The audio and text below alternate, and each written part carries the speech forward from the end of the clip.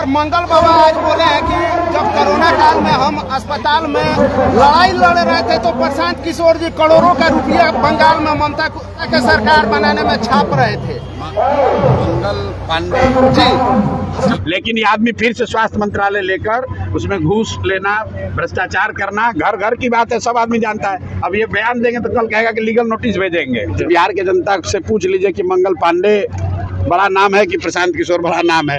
कि मंगल पांडे पर बीजेपी के शीर्ष नेतृत्व का दबाव है कि इस बार चुनाव लड़िए, चुनाव लड़के दिखाइए, क्योंकि आज तक चुनाव नहीं लड़े हैं, सब रिकमेंडेशन वाले लीडर हैं। और यहाँ पर उनकी छवि क्या है स्वास्थ्य मंत्री के तौर पर, ये हमको बताने की जरूरत नहीं है। कॉटन बैंडेज में पैसा लेने वाले लोग प्रशांत किशोर के बारे में बोलने का दम नहीं रखते हैं। और ये आदमी कोरोना के टाइम में, जो मैंने कल कहा जी कि कोरोना के जब कोरोना हुआ तो उस समय बिहार का स्वास्थ्य मंत्री मंगल पांडे थे, और जो यहाँ पर अफरा तफरी मची, जो सबसे कम टेस्ट यहाँ हुआ, लोगों को जो परेशानी हुई, उसके लिए ये आदमी जिम्मेवार हैं, कुछ हद तक जिम्मेवार हैं। और ये किस मुंह से बात करेंगे? अभी कल परसों तो आप ही लोग न्यूज़ चलाए हैं कि ये वो स्वास्थ्य मंत्री हैं एनएमसीएच में जहाँ पेशेंट का पैर चूहा कुतुर रहा है, और ये सब आदमी, ये सब नेता को शर्म नहीं आ रहा है। और फिर टोटो पर इलाज भी हुआ कंपाउंडर के द्वारा। अरे भाई, मंगल पांडे इसी के लिए जाने जाते हैं, खाली मुंह बड़ा है,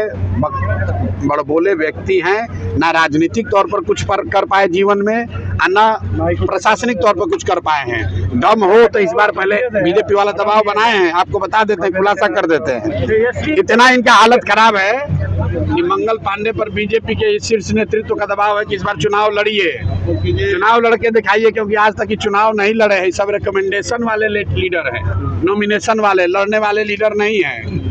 वो तो कह रहे ख्याति प्राप्त करने के लिए आप लगातार उनके ऊपर बोल रहे हैं। किसकी ख्याति प्राप्त? मंगल पांडे का।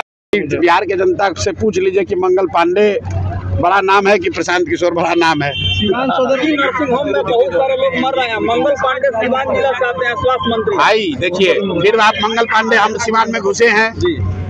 सीवान में भाजपा के लोगों से जाकर बात कर लीजिए, जो लोग राजनीति करते हैं। हर आदमी अगर एक व्यक्ति को दोषी ठहराएगा तो जिस व्यक्ति का आप नाम ले रहे हैं उसी को दोषी ठहराएगा। कि भाजपा का पूरा संगठन, भाजपा के जो ईमानदार यहाँ कार्यकर्ता रहे, लड़े हैं, वो सब आदमी भाजपा छोड़कर दूसरे दलों में है। क्यों?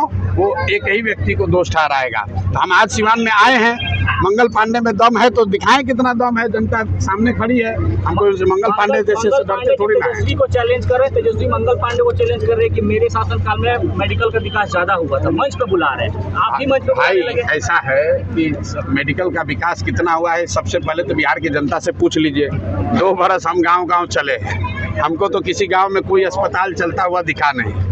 स्वास्थ्य मंत्री चाहे तेजस्वी जी के भाई तेज प्रताप हो या मंगल पांडे हो, पिछले 10 बरस से यही लोग स्वास्थ्य की व्यवस्था के लिए जिम्मेवार हैं। और अगर यहाँ पर स्वास्थ्य व्यवस्था की जो हालत है, उसके लिए इन्हीं दोनों को जिम्मेवार ठहराया जाएगा। मैं तो फिर से दोहरा रहा हूँ, कोरोना काल में जितने लोगों को स्वास्थ्य की सुविधा के अभाव में जो कष्ट हुआ, उसका मोरल ऑब्लिगेशन लेकर इस आदमी को कम से कम इतना कहना चाहिए था कि जीवन में हमको भैया स्वास्थ्य मंत्रालय नहीं मिलना चाहिए।